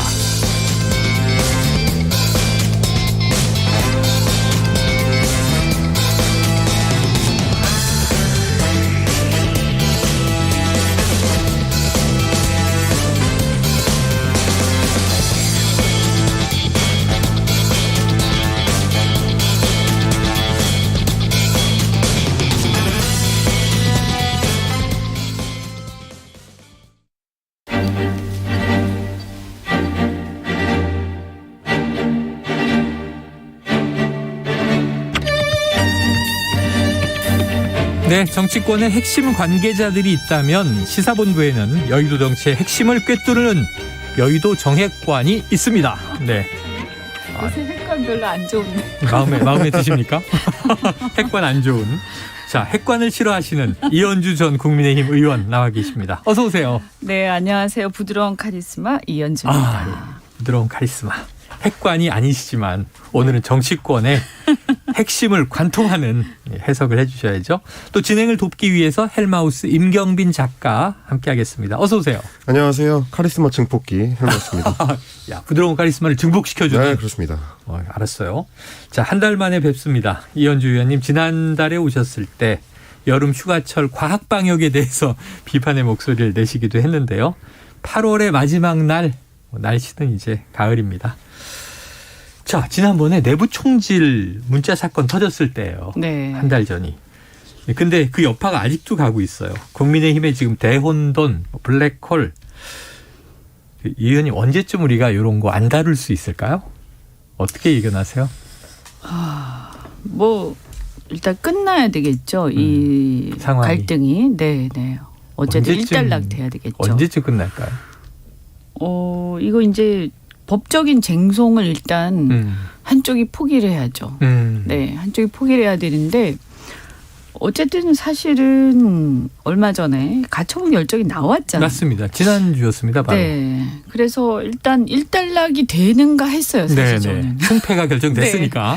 네, 뭐 승패라고 하긴 그렇지만 어쨌든 사법부에서 이렇게 하라. 뭐 결론 내려졌으니까 거기에 승복을 하고 우선은 이제 어쨌든 정리를 좀 하면서 다시 좀 숨고르기를 하지 않을까 이렇게 생각을 했는데 깜짝 놀랐어요. 예. 왜냐하면 바로 의총에서 다시 한다. 네, 고고싱이라고 해야 되나요? 또 한다 이렇게 해서 새 비대위. 네, 굉장히 놀랐고 왜냐하면 이제 법원에서 이렇게 결정을 했기 때문에 조금 뭐 다시 뭐 이렇게 치유를 하고 간다 해도 취지는 똑같거든요. 네네네. 취지는 똑같죠. 네. 그러니까 이제 제가 볼 때는 뭐 당원 당규를 개정한다 이런 얘기도 있는데 당원 당규를 개정해서 문제가 있었던 상황을 다시 치유해서 간다. 근데 이게 이제 누구를 말하자면 배제하거나 내치기 위한 거잖아요. 근데 내치기 위해서 이렇게 했는데 이게 문제가 있다 이랬는데 다시 그것을 치유를 해서 보완해가지고 또 내친다. 된다라고 하겠습니까? 우리 상식적으로. 네네, 그러니까요. 그래서 뭐 저는 굉장히 다시 인용될 가능성이 굉장히 높다. 번복되지 않을 것이다. 그리고 이제 조금 어렵게 말씀을 드리면 저는 이걸 좀 잘 알아야 된다. 뭐냐면 우리가 법률이나 당헌당규 이런 것들을 막 해석하다 보면 우리 청취자분들도 그렇고 복잡해요. 왜 우리가 이런 것까지 알아야 되죠? 맞아요. 네, 근데 사실은요 모르셔도 돼요. 네. 중요한 거는 법이라는 거는 항상 인간사의 어떤 인간 삶의 지혜의 결과고요. 역사의 산물입니다. 네네. 그래서 그 법의 해석이나 어떤 취지들은 다 보면 그런 어떤 정신과 취지에 맞게 하도록 돼 있어요. 네네. 그래서 문구 하나하나가 되게 중요한 것처럼 보이지만 결과를 보면 상식적으로 가게 돼 있거든요. 네네네. 그러면 여기서 중요한 건 뭐냐. 핵심은 그거예요. 두 가지라고 보는데요. 첫 번째는 뭐냐면 적법 절차. 듀 프로세스라고 하죠. 네네네. 적법 절차. 근데 이 적법 절차는 우리 헌법 정신이고요. 우리 정당의 운영과 설립도 것도 네네. 헌법에 따라서 하도록 돼 있어요. 네. 그래서 이 적법 절차를 맞춰서 거기에 부합하게 모든 걸 해야 됩니다. 그렇지 않으면 잘못하면 위헌정당이 됩니다. 네네네네. 그다음에 또 하나는 뭐냐 하면 민주적 정당성이에요. 그래서 우리가 뭐 자유민주적 기본질서, 자유민주주의 뭐 이런 얘기 막 네네. 하죠. 거창해 무슨 보이지만. 말인지 굉장히 거창하게 들리지만 네. 사실 뭐냐 하면 이런 자유민주적 기본질서에 부합하게 그리고 민주적 정치 원리에 부합하게 정당도 설립되고 운영돼야 한다. 이런 거예요. 그래서 이 절차에 맞춰서 본다면 예를 들면 당대표를 선출했다. 그럼 당대표를 선출하는 단위가 전 당원이었다. 그렇죠. 그럼 그 전 당원에 맞춰서 그 민주적 정당성을 확보한 단위에서 해임이 돼야 되는 거예요. 네네네. 선출할 그게 때와 원리예요. 같은 급으로. 그래서 사실은 법원은 그 얘기를 하고 있는 네네. 겁니다. 뭐 복잡하게 뭐가 어쩌고저쩌고 다 생각하실 필요가 없고요. 딱 그거예요. 그러면 전 당원이 투표해서 전당대회에서 대표가 됐잖아요. 그럼 해임하려면 최소한 전 당원에 맞먹는 이런 게 있어야 되고 그건 뭡니까? 당원 소환제죠. 네. 그거 말고는 몇 명이서 전국위원회에서 몇십 명이서 몇백 명이서 할 수 없다. 해임 처리할 수 못한다. 없다. 그 얘기입니다. 이해가 그렇게 본다면 됩니다. 네, 그러니까 예를 들어서 우리가 대통령 직선으로 뽑았잖아요. 네. 뽑았는데 예를 들어서 그 사람 마음에 안 들어. 일부 세력이 네네네. 끌어내려야 되겠어. 그래가지고 체육관에서 다시 자기들 대통령 뽑아요. 네. 그리고는 사실상 해임됐어. 네네네. 말이 되겠습니까? 안 이게? 되죠. 큰일 나죠. 그래서 이제 우리 헌법은 그거 말고는 유일하게 하는 게 이제 탄핵인데 네. 탄핵도 모든 국민들의 대표들이죠. 예. 대표들이 3분의 2나 찬성하도록 네. 엄격하게 네. 규정하고 있는 거죠. 아니 그 과정을 우리가 한 번 봤지만 한 번은 국회 탄핵 통과되고 헌재에서 이게 부결. 한 번은 국회 통과해서 헌재에서 인정. 그걸 봤지만 이게 보통 일이 아니었다는 걸 알지 않습니까? 네. 근데 당대표는 적어도 전 국민 대상은 아니지만 당원에 당원이 준하는 대상이죠. 그 정도 이제 적용이 그래서 있어야 물론 되고. 이제 소환제를 하게 되면 당원 다는 아니에요. 네네네. 그렇긴 하지만 그 정도의 어떤 다수가 있어야 무게감이. 된다는 거고요. 네. 그래서 지금 뭐 최고위원 몇 명이 뭐 어떻게 하면 사퇴하면 네. 뭐 해임된다 뭐 이런 것도 상당히 저는 위험하다. 네. 아마 근데 어렵지 않겠냐. 의원님 이제 직접 또 이제 이 보수정당 의원도 지내셨고 하니까 네. 여쭤보면 제가 뭘 놀랬냐면 금요일에 나왔는데 많은 법조인이시고요. 나와서 이 인용 가능성은 좀 희박하다. 그래도 결과는 끝까지 봐야 된다. 근데 이게 거의 인용됐잖아요. 각하라는 말도 나와서 대부분은 그럼 이준석 대표 입장이 좀 이게 부결됐나? 근데 내용을 보니까 거의 다 인용이더라고요. 뭐 실체적 하자. 네. 또 비상 상황 아니다. 저 그 놀랐는데 그러면은 이게 큰 정당이니까 플랜 A는 각하되겠지, 기각되겠지. 그럼 우리 비대위는 간다. 근데 만에 하나 이게 또 질 수도 있으니까 네. 인용이 되거나 부분 인용이 되면 네. 플랜 B는 최고위를 다시 어떻게 재건해서 그럼 돌아간다. 빨리 가는 길이 좋겠지만 돌아가는 길도 우회로를 마련해야 되잖아요. 네. 왜 플랜 B가 없었을까요?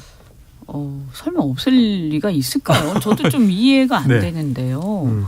보통 이런 일이 있으면요. 보를 지도부가 받거든요. 네네. 당직자들이라든가 뭐 여러 전문가들이 있잖아요. 당연히. 네네네. 그래서 자 이러면 이게 물어볼 거 아닙니까? 예. 이게 기각될 가능성, 인용될 가능성 어떻게 봅니까? 네네. 이렇게 볼 거고 또 당뿐만이 아니라 바깥에 있는 전문가들, 객관적인 사람들한테도 다 물을 거예요. 아마. 우리 방송에서도 계속 얘기했죠. 그렇잖아요. 또 방송도 들을 거고. 그러다가 그러면 기각되면 뭐 기각 원했으니까요. 근데 인용될 경우에는 그럼 어떻게 해야 돼? 라고 아마 물어보겠죠. 네. 당직자들한테도 보고 받았을걸요. 네. 그런데 좀 이해가 안 되죠. 네. 근데 사실은 뭐 인용이 된다라고 하면 법원의 인용 상황에 대해서는 사실은 플랜 B가 없을 수도 있는 게 인용되면 보통 법원 결정대로 가죠. 그렇죠. 네. 그러니까 뭐 다른 어떤 플랜 B라는 거는 정치적 플랜 B지. 네네. 그것을 거스른다는 건 좀 생각하기가 어렵죠. 이제 저는 이제 지켜보면서 그런 생각이 들었는데요. 사실 법원의 결정이 나오기 직전에 기자들이 그걸 계속 물었습니다. 만약에 인용이 되면 어떡할 거냐? 그때는 주호영 당시 이제 비대위원장이 지금은 직무정지가 됐지만 문제가 있다는 지점이 나오면 그 부분을 치유해서 비대위는 계속 갈 수 있다라고 말하자면 플랜 B를 얘기를 했습니다. 근데 플랜 B로 예상했던 게 아니고 그러니까 절차적 하자를 지적하는 게 아니고 아예 애초에 비상 상황이라는 것 자체 전제가 잘못됐다라고 나오는 바람에 플랜 B가 날아간 게 아닌가 싶은 거예요. 그러니까 아예 이제 애초에 생각했던 거 이상으로 잘못했다고 법원에서 결정이 나와버리니까. 네. 근데 아까 의원님께서도 지적해 주신 게 민주적 절차적 어떤 정당성 이런 차원의 문제인데 거기에 실제 대한 문제 의식을 의식을 법원이 갖고 있었던 거죠. 네. 저는 그렇죠. 그렇다고 보고요. 그다음에 이것을 치유해서 간다라는 것도 저는 한번 생각해봐야 되는 게 우리 이제 적법 절차의 내용 중에 보면 뭐 이것이 명시되어 있는 건 아니지만 불이익 소급 금지가 있어요. 네네네네. 그게 우리가 노조하고의 노사 협상에도 우리가 통용이 되고 네네. 형사 절차에도 통용이 되고 네. 일반적으로 우리가 어떤 이 관계에서 어떤 불이익한 상황이 벌어질 때는 이걸 소급할 수는 없지 않습니까? 네, 그렇죠. 그죠? 특히 그래서 법은 당연한 것이고 그렇다면 당헌당규도 어차피 헌법 하에 있는 것이기 그렇죠, 때문에 그렇죠. 그렇게 볼 수밖에 없거든요. 그래서 이거를 특정인을 내치기 위해서 불이익하게 하기 위해서 계속 소급해서 당헌당규를 개정한다? 네. 예를 들어서 개정하더라도 앞으로 네. 장래를 향해서 이런 것도 아니고 네.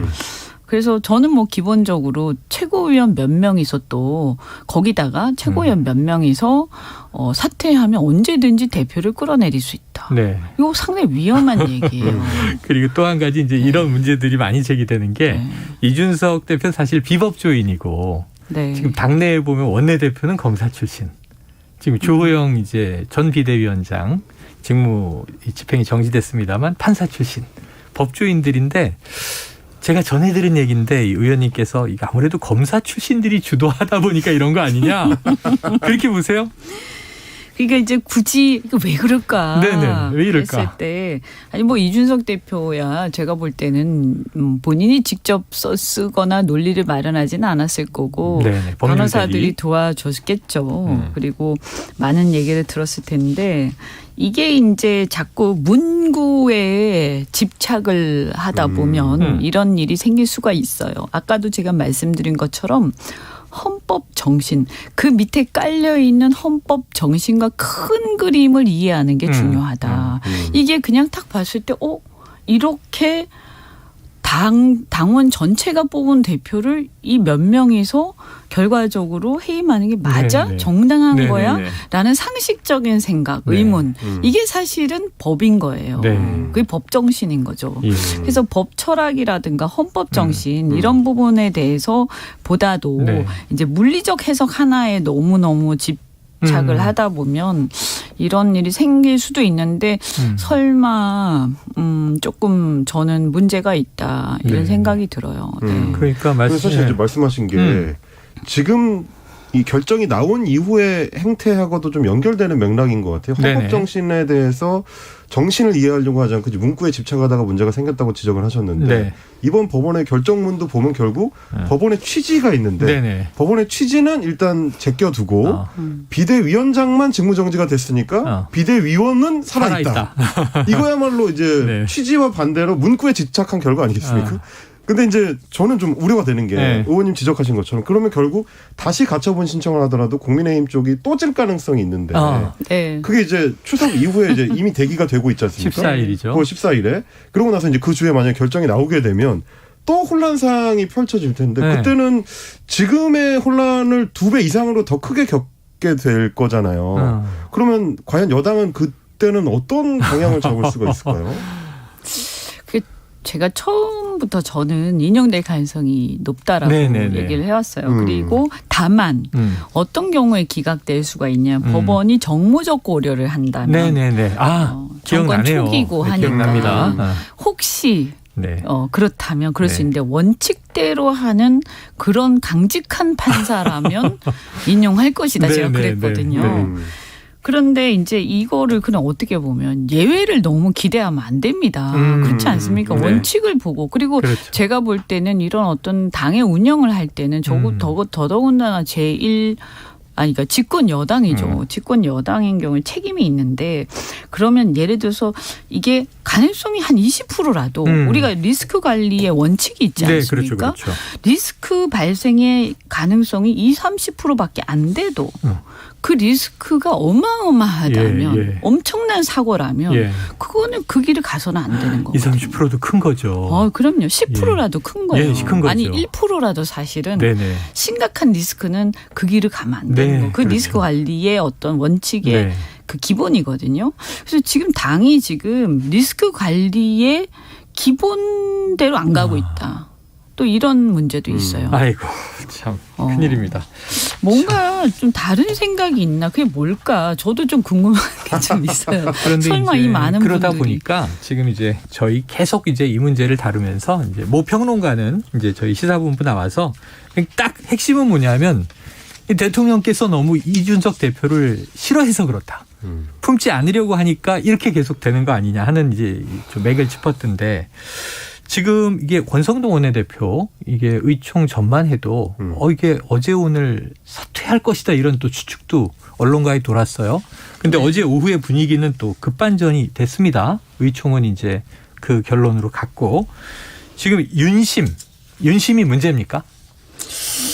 그걸 뭐 알 수가 없죠. 네네. 그런데 어느 정도는 예를 들어서 적어도 윤심이 이건 아니다. 이제 그만해. 지금 이럴 때가 아니야. 이거는 아닌가 보다.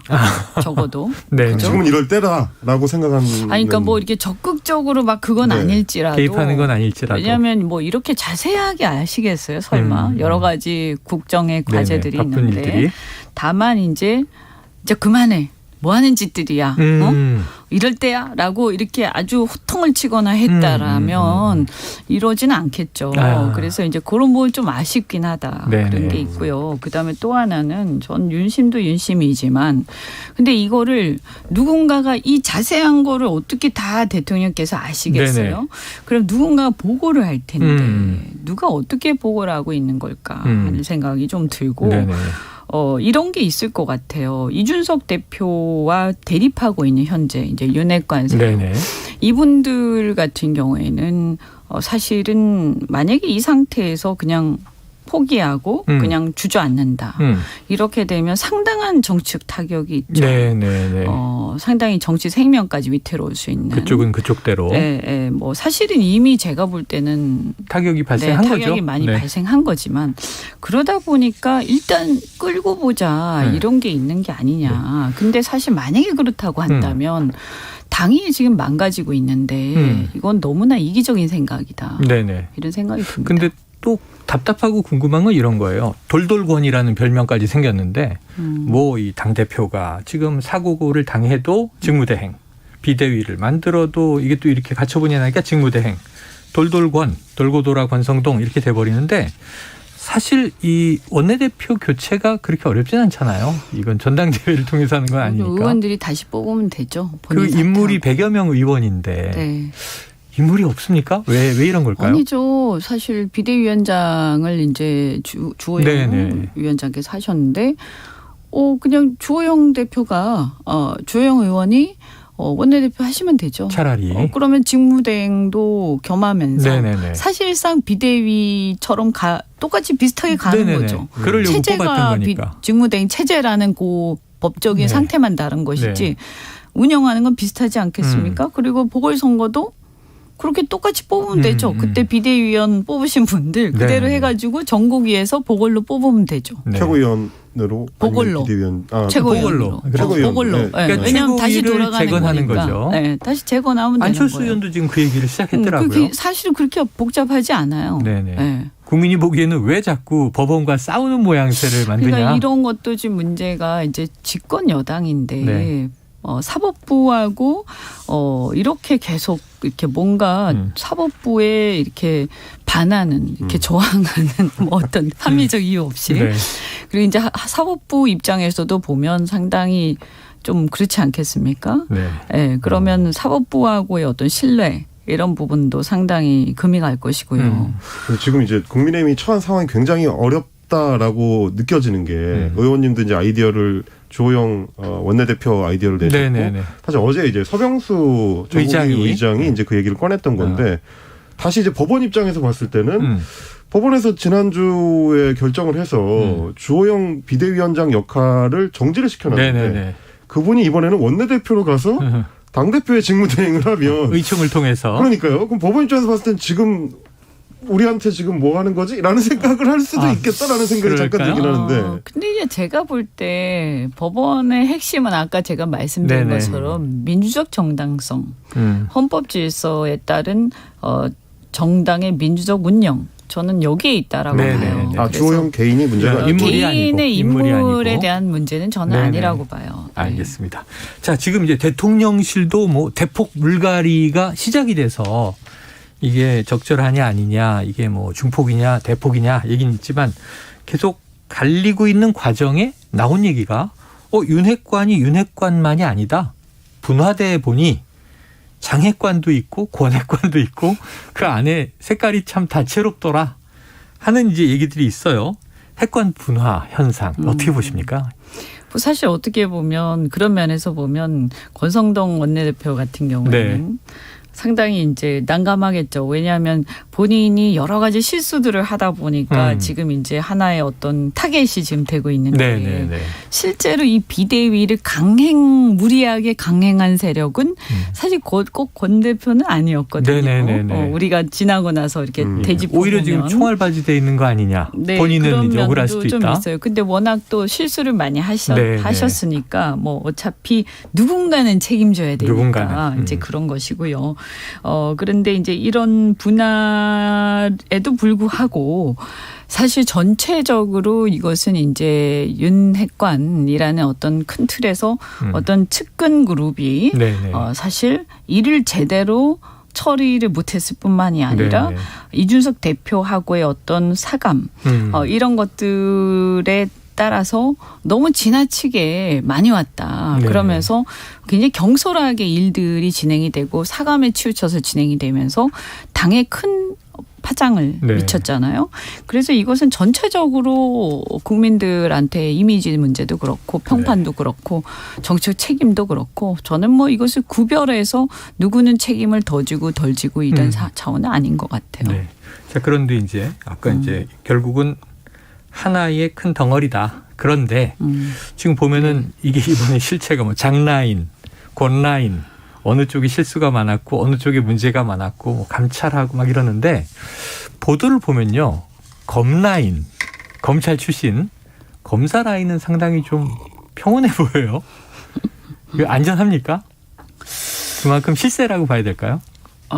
사실은요, 이제 대통령실의 쇄신과 관련해서는 인사의 책임이 가장 큰 거 아니에요? 네네, 지금 그게 가장 많죠. 그렇게 본다면, 결국에는 인사와 관련된 추천, 그다음에 검증, 또 절차 진행, 또 그다음에 문제가 생겼을 때 철회 여부에 대한 정무적 판단 이런 것들을 어디서 했느냐 그것을 보는 게 중요하죠.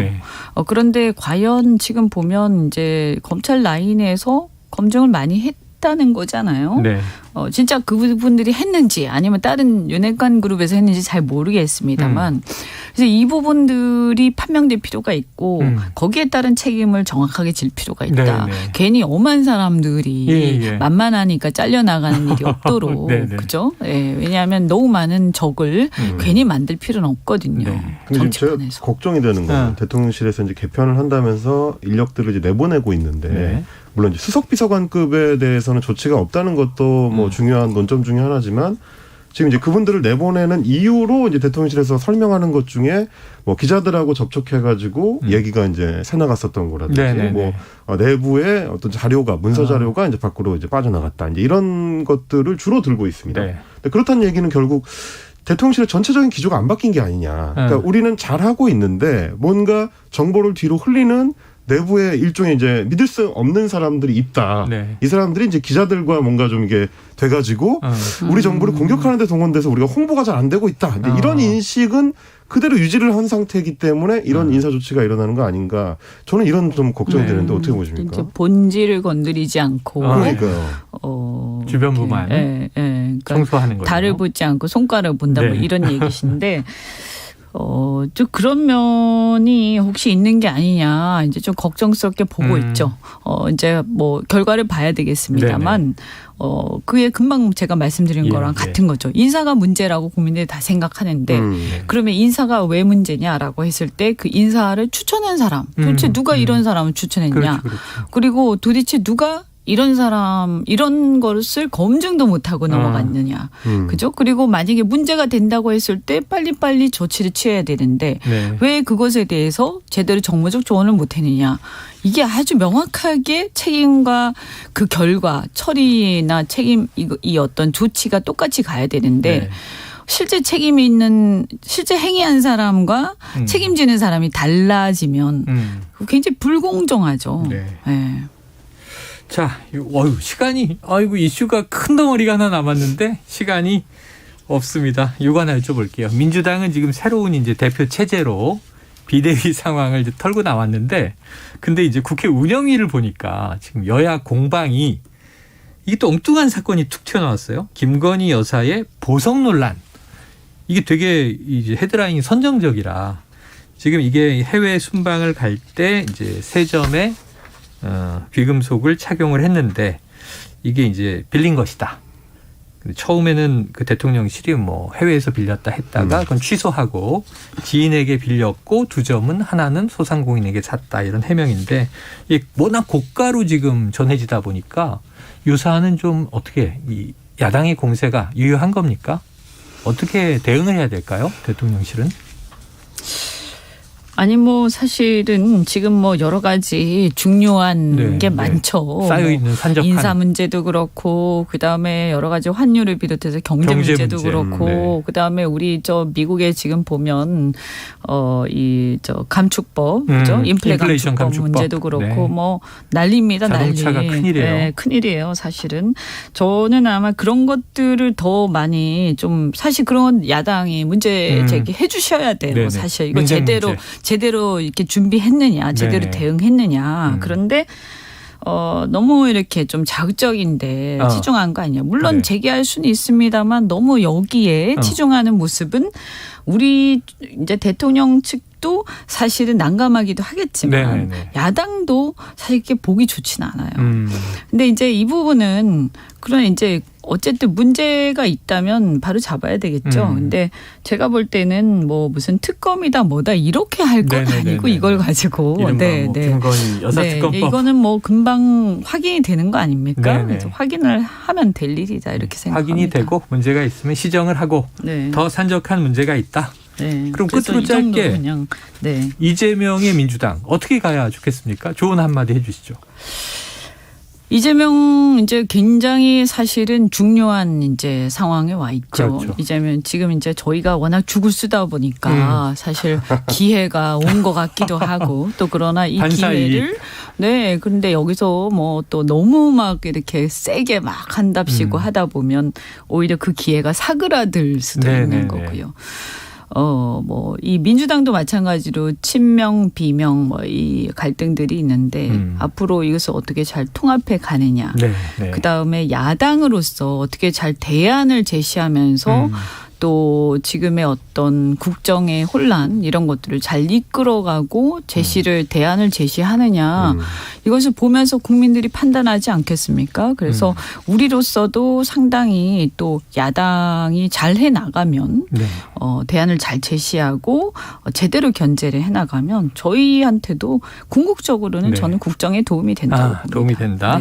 자, 크게 2가지 키워드를 던져주셨습니다. 하나는 대안을 내라. 그리고 이제 당내 통합부터 2가지를 얘기해 주셨습니다. 자, 본인은 핵관이 아니라고 말씀하셨고 부드러운 카리스마. 하지만 코너 이름은 여의도 정핵관. 자, 오늘 이현주 전 국민의힘 의원 그리고 헬마우스 임경빈 작가와 함께했습니다. 두 분 고맙습니다. 감사합니다. 고맙습니다.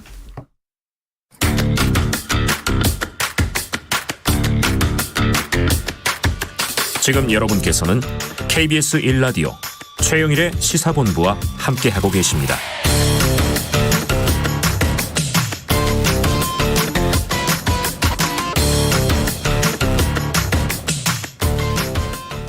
네, 시사본부 매일 이 시간 청취자분들께 드리는 깜짝 간식 선물이 준비되어 있습니다. 오늘도 물론 준비되어 있고요.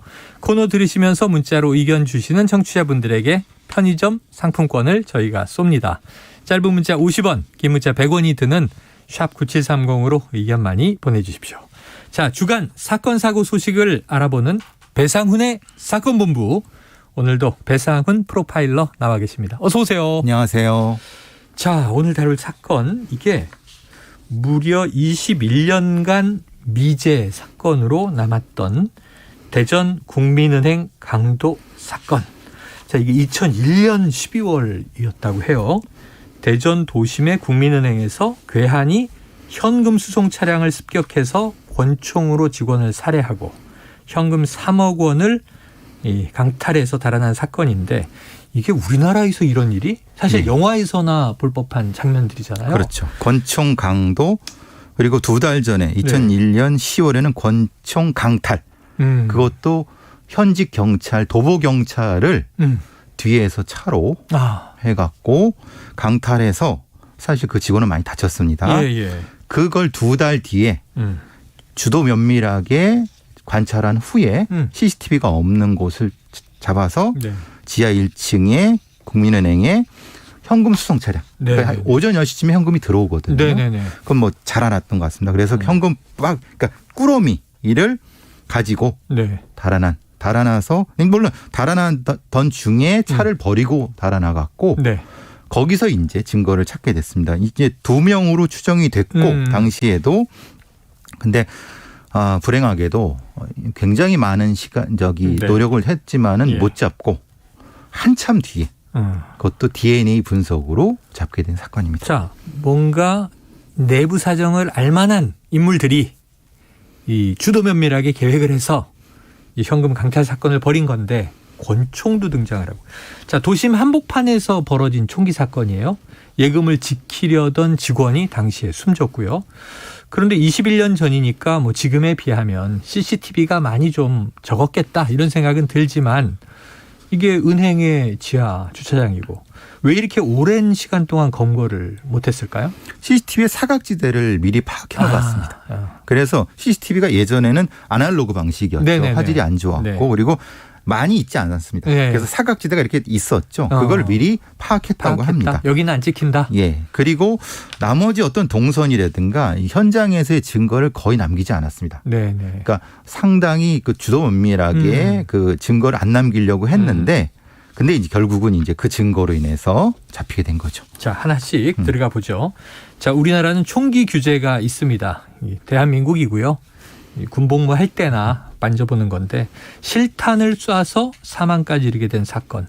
자, 총기는 어디서 어떻게 구한 거예요? 10월 15일, 그러니까 2달 전입니다. 거기서 한 두 블록 앞 그 옆에 있는 데에서 밤 12시에 도보 순찰하던 경찰관을 좀 따라붙었나 봅니다. 차로 뒤에서 받아갖고 그 총을 탈취를 한 거죠. 경찰관의 총을. 38 구경 권총을 탈취해서 그것을 사용한 겁니다. 그럼 경찰관은 실탄이 이제 들어간 총을 휴대하고 있었는데, 차로 경찰을 뒤에서 밀고. 아이고, 경찰에. 그럼 이 경찰이 총기를 분실한 거잖아요. 2달 동안 이 사건 자체가 해결이 안 되고 있었던 거예요. 그렇죠. 총기 분실 사건이 계속 수사 중이었는데 해결하지 못하고 예측하지 못한 거죠. 그것이 어떤 뭐 은행 강도나 이런 걸로 2차 범죄로 할 거라는 생각도 분명히 했을 거지만은, 그러니까 좀 강화를 못한 거죠. 2달 정도 지나니까 사실 좀 약간 느슨해진 부분도 있었겠죠. 자, 그러니까 이제 전초가 되는 사건이었던 셈이에요. 그 다음 사건을 기획하기 위해서 또 계획적으로 벌인 거였고, 그런데 이제 대응은 안 됐습니다. 그런데 바로 이 범인들이 이제 21년 만에 드디어 검거가 된 겁니다. 마침내 검거가 된 거죠. 자, 얼굴에 가린 손수건에 남았던 DNA가 결정적인 단서였다. 그럼 아까 말씀하신 대로 범인들이 도주할 때 자신들의 차를 이용했어요. 훔친 차입니다. 훔친 차인데. 그것도 훔치는. 버리고 갔어요. 증거가 나온 거예요? 거기서 이제 찾아봤는데 다른 증거는 없었습니다. 왜냐하면 훔친 차기 때문에 원래 주인의 증거는 나왔죠. 근데 거기서 아주 요행인지 그 얼굴을 가렸던 형태의 손수건과 마스크가 있었는데 지금 이렇게 우리 보는 것처럼 네네네네. 호흡을 하지 않습니까? 네네. 호흡을 하면 그 입김이 여기에 묻죠. 그렇죠, 손수건에. 그렇죠. 거기서 DNA를 찾게 된 겁니다. 피부와도 이렇게 밀착이 되고. 그렇죠. 예. 야, 범인들이 얼굴을 가리는 데 썼던 마스크에 DNA가 남아 있었다. 자, 그럼 이게 놀라운데요.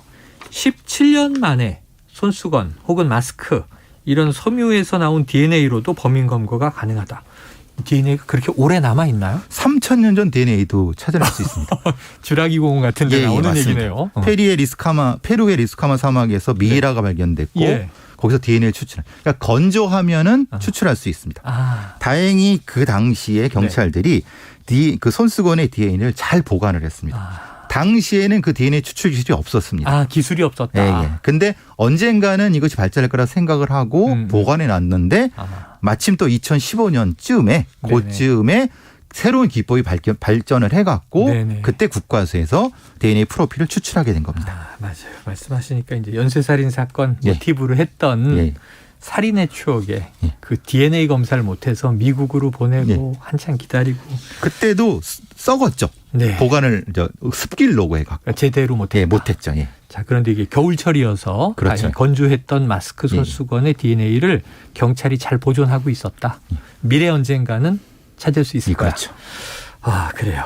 자, 그리고 보니까 그간 워낙 장기미제 사건을 DNA로 최근에 또 해결한 경우들이 있었던 것 같은데 이 화성 연쇄살인 이춘재 검거에도 결정적인 역할을 했던 DNA 증폭 검사. DNA 과학 수사 기법은 지금 어느 단계 정도 와 있나요? DNA 과학 수사 기법 자체는 최근 미국에서 발전된 거는 대략 그 성씨 정도까지도 알 수 있는. 네네네. DNA 유전 형질로 분석을 해보면 무슨 성씨. 네네. 그리고 아주 최고의 기법은 그 사람이 어떤 음식을 주로 먹었는가까지. 그러니까 그 정도고 어느 환경에 살았다는 정도까지도 요새는 시도하고 있습니다. 그러니까 나오기도 합니다. 네네. 그럼 생활 환경에 대해서도 추적이 가능하고. 예를 들면 흑산도에 홍어를 많이 드시는 분이 많이 살았던 지역에서의 그것도 이상적이죠. 왜냐하면 이게 공상과학 같지 않습니까? 네네네. 조만간 거기까지 접근합니다. 굉장히 정밀하게. 성씨를 알 수 있고 그리고 뭘 주로 식습관이 어떤지 알 수 있고 생활 환경도 추정할 수 있는 정도까지 가고 있다. 나중에는 딱 이 사람이야 이렇게 되겠네요. 그렇죠. 네. 사람마다 다 이제 다른 특징들이 있으니까. 알겠습니다. 자, 어제 경찰이요 용의자 2명의 신상을 공개했습니다. 그런데 보고요 이렇게 오래된 사건도 신상을 공개하나 그런 분이 많이 계셨을 거예요. 저는 상관없습니다. 특강법이라고 특정강력범죄자 신상 공개 관련 법에 따르면 그 시간은 상관없습니다. 공동체의 위해가 돼서 이것이 범죄 예방에 도움이 된다. 범행이 잔혹하고 증거가 확실할 경우에는 신상 공개 기준을 열어서 공개할 수 있습니다. 그래요. 자, 그래서 이제 이렇게 21년 만에 검거된 이름이 이승만, 이정학 도대체 어떤 인물들이에요? 당시에는 이 둘은 고교 동창이라고 합니다. 당시에는 그 근처에서 일종의 이제 범죄를 상습절했던 사람인 것 같습니다. 그러니까 실제로 조금만 접근했어도 흔적을 찾을 수 있었었는데 조금 그 옆쪽에 가까이는 아니었고 다른 범죄는 계속했었나 봅니다. 그러니까 그때는 동종전과자를 주로 찾았고 그래서 못 찾은 것 같습니다. 그러니까 권총 강도 사실은 별로 없죠. 국내 사례가. 사실은. 근데 사실은 그 주변에서 전과가 있는 범죄자들이었다. 자, 용의자들은 범행을 인정한 반면에 당시에 권총을 쏜 사람은 이건 서로 본인이 아니다. 서로 부인하고 있어요. 그럼 어떻게 밝혀야 되죠? 이정학이 인정을 했습니다. 이정학의 DNA가 나온 거고. 근데 이정학이 나는 쏘지 않았고 쏜 건 이승만이다. 돈도 저 사람이 더 많이 썼다. 저 사람이 권총을 갖다 버렸다라고 하는 거죠. 그러니까 전체적으로 봤을 때는 둘이 범행인 건 범인 맞는데 문제는 쏜 사람을 찾아야 되는 부분이죠. 왜냐하면 굉장히 중하기 때문에. 그러면 이제 그래서 분리신문을 지금 프로파일러들이 지금 하고 있습니다. 프로파일러들이 분리신문을 해서 누가 과연 총을 쏜 주범이고. 시각에 따라 다릅니다. 진술이. 이건 여기까지는 말씀 안 드리겠지만 그거에 따라서 분리해서 하고 있습니다. 그거를 한 다음에 발표하려고 했는데 조금 미리 발표를 한 거죠. 경찰에서는. 야, 궁금하네요. 그 해결이 된 다음에 또 뒷이야기로 들어봐야 될 것 같네요. 말씀드리겠습니다. 예. 자, 경찰은 이번 사건 9월 1일에 브리핑을 한다고 합니다. 내일이죠. 경찰 수사 기록이 무려 15만 쪽이라고 하고요. 자, 이 브리핑을 미룬 이유가 이걸 또 악용할 가능성이 있다. 자, 남은 수사 과제 뭡니까? 예. 그래서 그 이용 가능성 때문에 미리 해버린 거죠, 사실은. 네. 왜냐하면 지금 나머지는 누가 쐈는가, 그리고 총은 어디 있는가, 그리고 여죄는 어디 있는가, 네. 공범은 어디 있는가. 네. 이것을 재구성해서 접근하는 것이 과제가 되겠습니다. 그래요. 20여 년 전에 3억 원 현금 뭐 이들이 다 썼겠지만 그것도 회수할 수 있는 대로 회수해야 되겠죠. 알겠습니다. 자, 오늘 배상훈 프로파일러와 함께 사건본부 함께했습니다. 오늘 말씀 고맙습니다. 감사합니다. 예, 최영일의 시사본부 오늘 준비한 내용은 여기까지입니다. 오늘 편의점 상품권 받으실 청취자분 당첨자는요. 3309-0798-2422-1857-0566님 되겠습니다. 자, 좋은 오후 보내시고요. 저는 내일 낮 9월 1일이죠. 9월 첫날 낮 12시 20분에 다시 찾아오도록 하겠습니다. 오늘도 청취해 주신 여러분 감사드리고요. 8월의 마지막 날 잘 보내시길 바랍니다.